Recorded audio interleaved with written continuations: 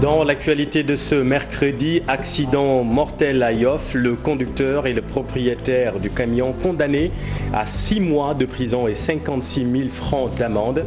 Le parquet avait pourtant requis 1 an de prison. 3 personnes ont péri dans ce drame. Les détails dans cette édition. Le coronavirus a tué 200 personnes au Sénégal, dont 2 décès rapportés aujourd'hui. La région de Matam a enregistré son premier mort lié à la Covid-19. Les autorités médicales régionales décident de monter d'un cran dans la riposte. Ils ont longtemps fait le bonheur des gorgorlous à l'occasion de chaque tabaski. On les reconnaît par leurs cornes interminables. Les moutons communément appelés tiogal paraissent hors de prix cette année. Les éleveurs traditionnels évoquent la cherté des aliments de bétail et le coût élevé du transport. Reportage à suivre. Et puis le monde de la musique pleure Bala Sidibé. L'artiste est décédé ce mercredi. Il a fait les beaux jours du groupe Star Band de Dakar et l'African Salsa et plus récemment l'orchestra Baobab. Son portrait dans ce journal. Voilà pour les titres, le développement dans cette édition.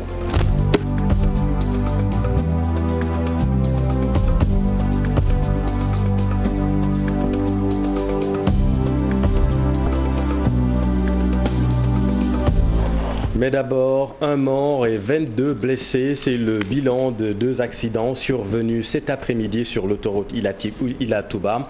Les blessés ont été évacués dans des structures sanitaires à Touba et le corps sans vie à la morgue de l'hôpital Hendrik Lucker de Diourbel. Et puis je le disais en titre, le chauffeur et le propriétaire du camion fou ayant tué 3 personnes à Yoff le 22 juillet dernier ont été condamnés à 6 mois de prison ferme et une amende de 56 000 francs CFA pour les chefs de défaut de maîtrise, homicide involontaire et blessure volontaire. Le juge du tribunal des flagrants délits de Dakar a aussi ordonné la suspension du permis du prévenu pour une durée de 8 mois à compter de son élargissement de prison. Et puis ce communiqué de la police, la division des investigations criminelles de la direction de la police judiciaire a été saisie d'une plainte suite au braquage le 21 juillet 2020 en plein jour par des individus d'un magasin au allée Centenaire et appartenant à un ressortissant chinois. Selon la police nationale, contrairement aux informations diffusées à travers les réseaux sociaux et dans certains organes de presse, au lieu de 96 millions de francs CFA, c'est une somme de 70 millions qui a été emportée par les malfaiteurs en plus de téléphones portables.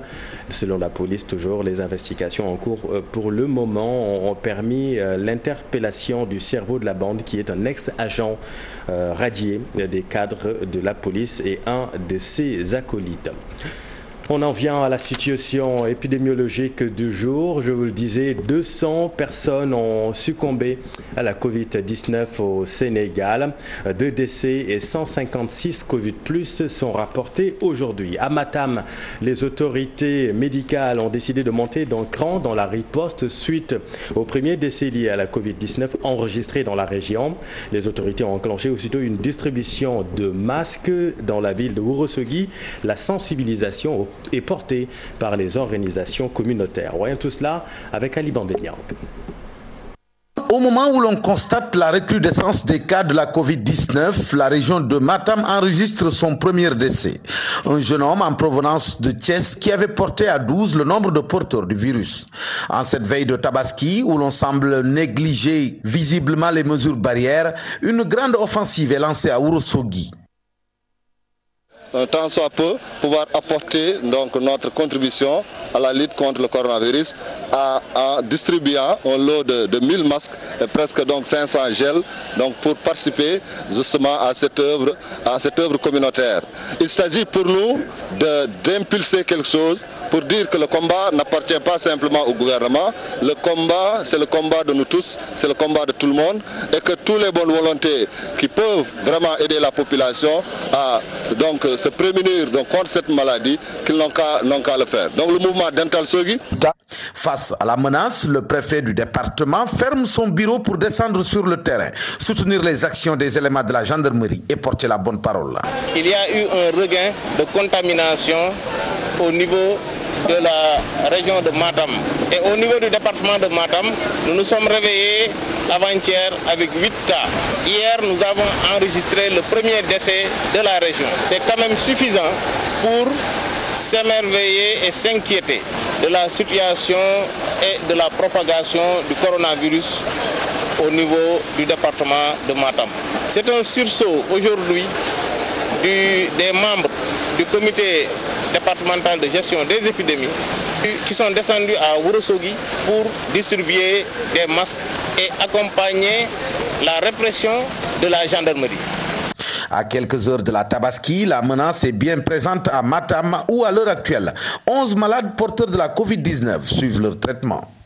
Merci Ali. Et les déplacements des populations lors de la fête de Tabaski vont contribuer à la flambée du virus. Une alerte du professeur Cheikh Mohamedou Mbakelo, le spécialiste en santé publique, demande aux autorités d'être plus fermes à l'encontre de ceux qui ne respectent pas le port du masque dans les lieux publics. L'agrégé de médecine était l'invité de la matinale de TFM. Dakar, c'est l'épicentre. Donc des personnes qui seront contaminés vont se rendre dans les régions et vont jouer un rôle de multiplicateur. Et donc, il est important justement de respecter les mesures barrières pour pouvoir quand même éviter cette maladie qui, en tout cas, est en train de créer beaucoup de problèmes sur notre économie, mais également sur le fonctionnement de notre... Je pense que les pouvoirs publics, dans les jours à venir, seront obligés de sévir. Parce que nous ne pouvons pas continuer quand même que des personnes qui ne portent pas de masque puissent contaminer d'autres personnes qui, eux, portent leur masque et sont en train de travailler et de gagner leur vie. Et je pense qu'il est important aujourd'hui que des mesures soient prises pour qu'au niveau des lieux publics, comme les marchés, comme les espaces publics, qu'en tout cas le port de masque soit obligatoire. Et puis, bonne nouvelle pour 674 détenus à l'occasion de la Tabaski. Ils ont été graciés par le chef de l'État Macky Sall. La mesure concerne des délinquants primaires, des condamnés présentant des gages de réadaptation sociale, des personnes âgées de 65 ans, des malades et des mineurs. Ces personnes vont donc passer la fête de l'Aïd el-Kabir en famille.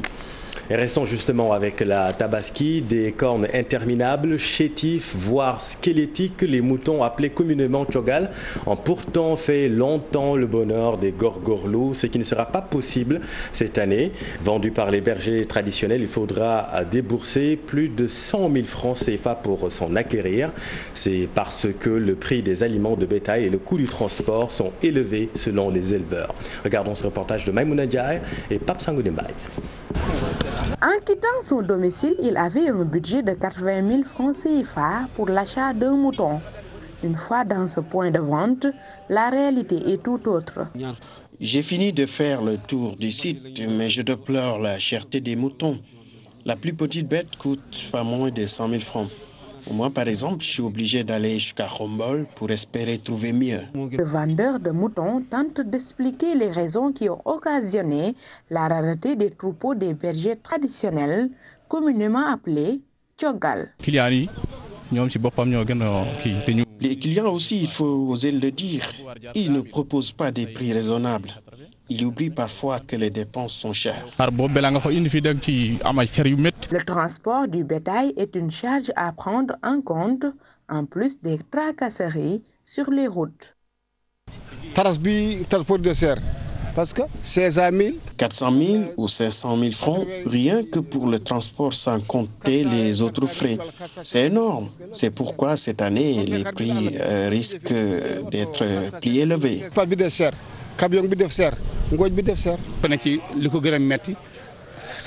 Les tracasseries sur la route nous font perdre beaucoup de temps. Nous pouvons rester 30 voire 40 minutes sur un axe pour négocier avec les forces de l'ordre. Parfois, les moutons meurent en cours de route.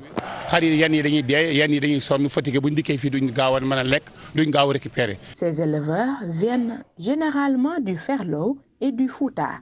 Aujourd'hui, ils souhaitent un accompagnement conséquent de l'État pour proposer des moutons accessibles. Et au forêt de Ngoundiane Seoukhai, à 2 jours de la Tabaski, le marché au bétail est bien approvisionné, mais les clients se font encore rares. Pourtant, les prix des moutons sont plutôt abordables à 48 heures de l'Aïd. Cher Ante Diop, c'est la tire. À 2 jours de la fête de l'Aïd el-Kabir, C'est au Khaïngoundian, le marché au bétail est bien approvisionné en moutons, mais ici, les vendeurs ne trouvent toujours pas acheteurs. Les clients se font rares. Regardez ces bons moutons, les prix varient entre 80, 85 et 90 000 francs.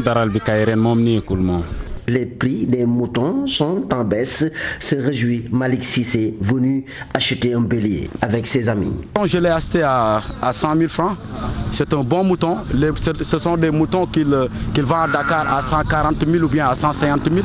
Mais ici, à 100 000 francs, tu peux l'avoir. Ici, il y a beaucoup de moutons, mais il y a peu de clients. Des cas de vol sont à déplorer côté vendeurs de moutons mauritaniens et sénégalais, nous dit Djibiba, responsable du forail de Seokhai. Ici, le forail est inondé de voleurs. Ils nous volent nos moutons pour ensuite les revendre. Nous sommes vraiment confrontés à d'énormes difficultés.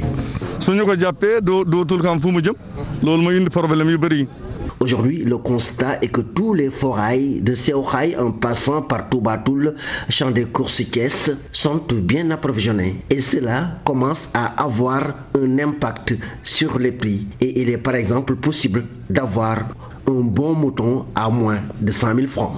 Et nous vous l'annoncions hier, la proposition de Momar Ndao, président de l'ASCOSEN, consistant à peser les moutons pour éviter la spéculation sur le prix de vente des bétails, fait l'objet de débats chez les éleveurs et consommateurs.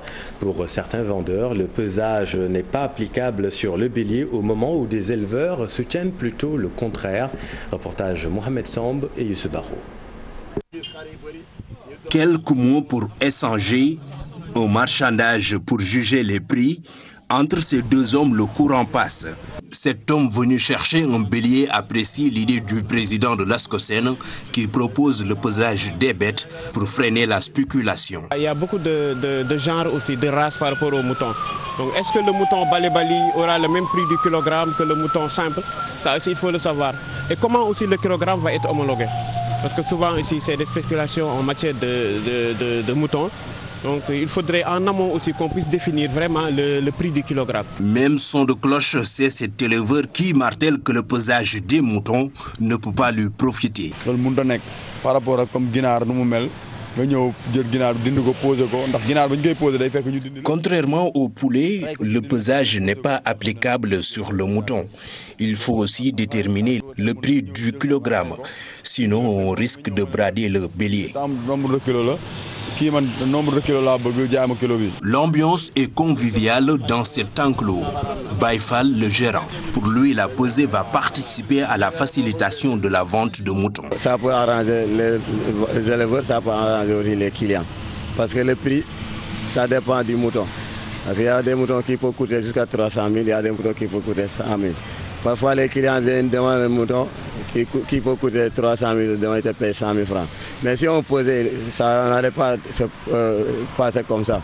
Donc, si c'était la blanche ou la bascule, si on pose le mouton, le client, s'il regarde le mouton, il va savoir que ce mouton-là ne vaut plus que 100 000. Il va demander les moutons de 100 000 ou bien ce qui est dans sa poche. Invité de la matinale de TFM, Momar Ndao, le président de l'ASCOSEN, a proposé à ce que l'on pèse les moutons pour mieux apprécier leur prix et éviter toute spéculation. Du côté des éleveurs et des consommateurs, la proposition est diversement interprétée. Merci Mohamed. Et puis nous venons de l'apprendre du changement à la tête de l'inspection générale d'État. Lamine Dioum remplace François Collin. L'inspecteur général d'État Lamine Dioum a été nommé vérificateur général du Sénégal en remplacement de François Collin qui est en fin de mandat. La décision a été actée en Conseil de ministres. Lamine Dioum était jusqu'à sa nomination vérificateur général adjoint.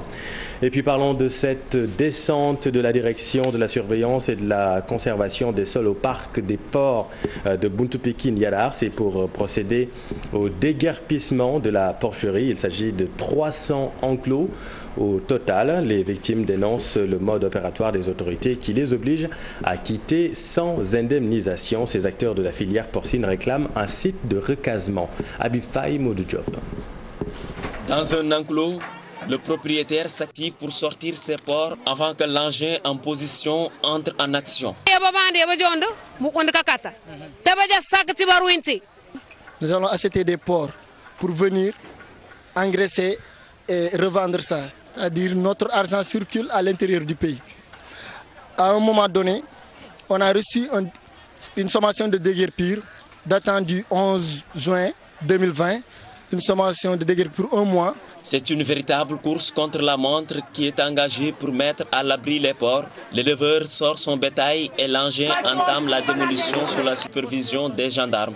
Ici, c'est environ 300 enclos qui ont été rasés sous le regard impuissant des éleveurs qui voient leur box réduire en débris. Tous les mois par enclos de porc, la mairie de Thiaroye-sur-Mer. Mais quand nous avons ce problème, il nous a tourné le dos. Il n'est plus venu à notre aide. Nous l'avons laissé de côté pour nous battre nous-mêmes. Par nos propres enquêtes, nous avons eu des informations. C'est-à-dire, notre combat, nous luttons avec des gens tout seuls. On n'a pas d'aide de l'État ni qui que ce soit.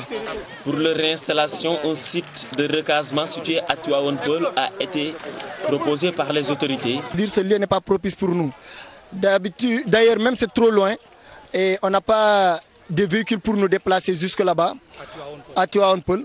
C'est aussi dur, on a refusé ce lieu. Ainsi, on a envoyé le rapport au préfet en écrivant une lettre d'audience pour rencontrer le préfet afin de discuter sur des normes. Ces acteurs de la filière porcine s'estiment être abandonnés à leur sort. La DSCOS doit revenir après la fête de la Tabaski pour compléter la libération du parc de porcs situé sur la route de Yaraax-Buntu-Pikine. Merci Habib. Les acteurs de la pêche dénoncent la surexploitation de la mer. Ils estiment qu'ils doivent faire partie des instances de décision concernant le secteur. Ils ont décidé de mettre sur pied une plateforme pour la préservation des ressources maritimes. Ces acteurs de la pêche ont organisé un atelier d'évaluation de la mise en œuvre du plan d'action 2019 de plaidoyer pour la transparence dans la gestion des petits pélagiques au Sénégal. Samba Gueye est leur porte-parole. Nous avons aussi fait des déplacements un peu partout dans les coins et les recoins du Sénégal, de faire participer aux autres pêcheurs, mareyeurs et transformatrices qui sont au niveau de la base pour essayer en tout cas d'informer, de sensibiliser sur les mauvaises pratiques de pêche exécutées au Sénégal.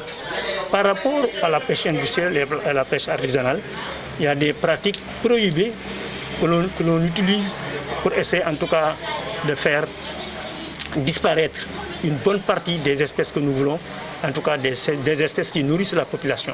Donc, s'il n'y a pas une bonne recherche qui cherche et qui trouve et qui interpelle et qui anticipe par rapport à des situations de fait, je pense que nous allons en tout cas perdre une bonne partie de ce que nous voulons faire. Par rapport au Sénégal, moi je pense que si l'État doit encore continuer à appuyer la pêche artisanale, il faudrait de renforcer davantage et de restaurer les habitats des poissons qui a été complètement détruit par une mauvaise pêche avec le chalutage en bœuf. Bon, donc casser tout un arsenal d'habitats qui a complètement disparu. La maison de la presse portera désormais le nom de Feu Babacar Touré, décédé dimanche dernier. Une décision prise par le chef de l'État. Un bel hommage selon le SYNPICS, décision approuvée d'ailleurs par l'administrateur de la maison de la presse. Selon le SYNPICS, la maison de la presse doit désormais revenir aux journalistes. Fat Bintou Conté et Tierno Loromendi. De la presse porte désormais le nom de Babacar Touré. Ce pionnier de la presse sénégalaise décédé dimanche dernier. Cette décision du chef de l'État Macky Sall est une marque de reconnaissance selon l'administrateur de la maison de la presse. C'est une décision qui est à la hauteur de la dimension de l'homme, mais surtout de sa contribution à l'avènement d'une presse libre et indépendante au Sénégal.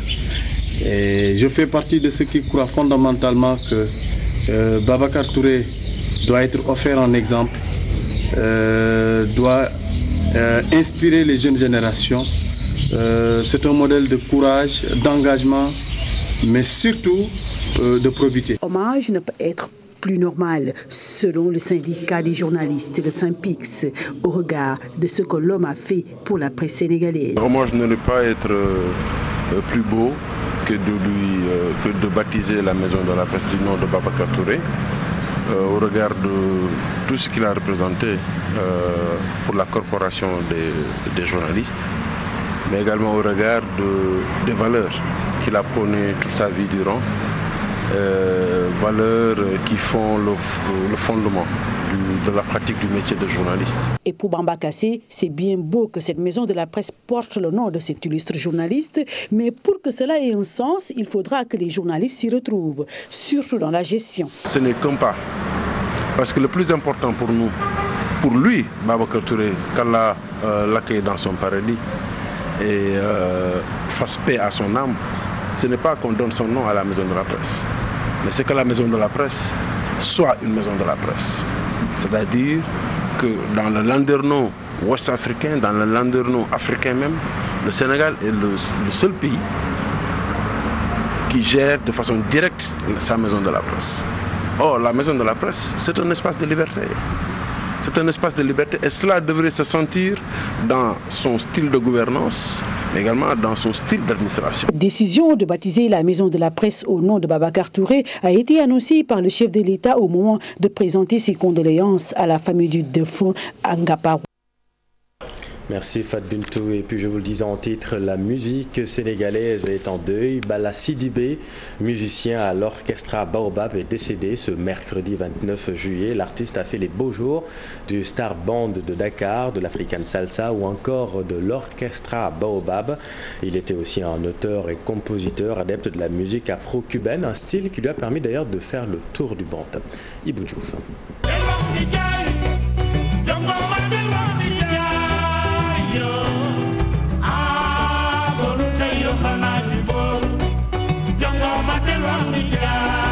Un morceau légendaire qui fait partie de la riche discographie de l'orchestra Baobab. Un duo Youssou N'Dour, Bala Sidibé.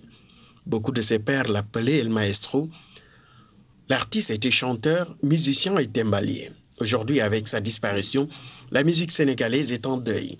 Le natif de Sédhiou est un des pionniers de la musique sur tous les rythmes afro-cubains. Le mythique Lucas Jazz Band de Sédhiou, Bala Sidibé, une fois Dakar, a longtemps joué au Palladium, une boîte de nuit qui se trouvait à l'époque à Colobane, c'est dans les années 60. Le Baobab, il a fait le tour du monde pour jouer de la bonne musique dans des festivals, dans des concerts. Ainsi Bala Sidibé. Merci Ibou. Et puis les artistes ont touché leur part du fonds Covid-19. Une enveloppe d'1 milliard de francs CFA leur a été distribuée par la SODAV. Musiciens, comédiens, écrivains, tous vont recevoir cette aide financière. La distribution a commencé ce matin à la SODAV. Aminata Baresso, Youssou Baro. Ils ont investi très tôt les lieux. Tous des artistes, des comédiens, des musiciens, des hommes de la culture. Ils ont répondu présents pour bénéficier du fonds d'aide et de soutien aux arts et à la culture. Je me suis inscrite sur la liste depuis ce matin, munie de ma carte de membre de la SODAV. Et le reste a été vraiment facile. Ils ont vraiment fait la part belle aux personnes du troisième âge. Machallah, rien à dire. Vraiment, cette aide financière vient à point nommé. C'est vraiment salutaire et c'est mieux que rien. À l'entrée, il faut faire des écoutes pour accéder aux locaux de la SODAV, sauf que les lieux sont trop étroits pour accueillir les artistes.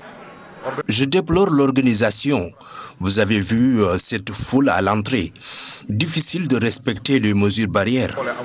Je trouve que c'est pas méchant le fait que les gens se rassemblent devant l'entrée. C'est juste une question d'heure. Donc il suffit juste de patienter et puis de disposer de sa somme et de repartir.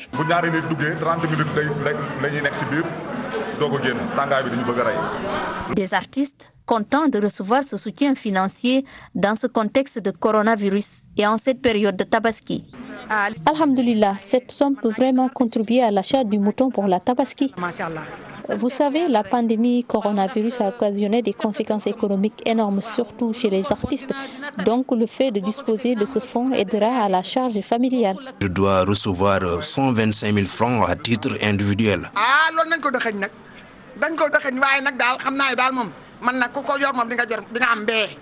Une enveloppe d'1 milliard de francs CFA à distribuer à 339 artistes dans le secteur audiovisuel dramatique, 252 dans le secteur radiophonique, 225 littéraires, 5 747 pour les musiciens, 6 346 dans le secteur des arts visuel. La distribution de ce fonds a tardé du fait de quelques divergences sur le mode de répartition. Merci Aminata. Et puis un mot de sport. La FIFA subventionne à hauteur d'1 500 000 $ chaque fédération membre pour la reprise des compétitions. Le championnat d'Algérie définitivement arrêté. Sadio Mané, 4e joueur le plus décisif de la Première Ligue. Le round-up de l'Actu Sport avec Cher Sadibou Diarra. Sadio Mané, 18 buts, 7 passes décisives, est encore l'un des joueurs les plus décisifs de la Premier League cette saison. L'attaquant sénégalais de Liverpool est même à la 4e position du classement d'Opta. Le podium est occupé par Kevin De Bruyne de Manchester City à la première place, suivi de Salah de Liverpool et de Jamie Vardy de Leicester. Issa Kaboré va lui rejoindre le championnat anglais dans 2 saisons. Le jeune défenseur burkinabé de 19 ans s'est engagé avec Manchester City pour 5 ans. Les Citizens l'ont prêté pour une saison à son actuel club, Malines, en Belgique. Pas de retour du football cette saison en Algérie. La fédération a décidé de mettre terme au championnat interrompu depuis mars à cause du nouveau coronavirus qui a fait plus de 1000 morts dans le pays. Serre Belouizdad en tête du classement est champion. C'est le 7e sacre de son histoire. Le plan d'aide de la FIFA contre la Covid-19 est approuvé. Le bureau du conseil de la FIFA a donné son aval.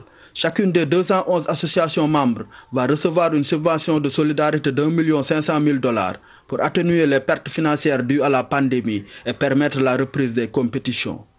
Chaque fédération peut également solliciter un prêt pouvant aller de 500 000 à 5 millions de $. Les fonds seront disponibles d'ici janvier 2021. Merci, cher Sadibou. Et puis nous vous rappelons cette information. Lamine Diom remplace François Collin. L'inspecteur général d'État, Lamine Diom, a été nommé vérificateur général du Sénégal en remplacement de M. François Collin, qui est en fin de mandat. La décision a été actée en Conseil des ministres. Lamine Diom était, jusqu'à sa nomination, vérificateur général adjoint. Voilà, c'est la fin de cette édition. Merci de l'avoir suivi.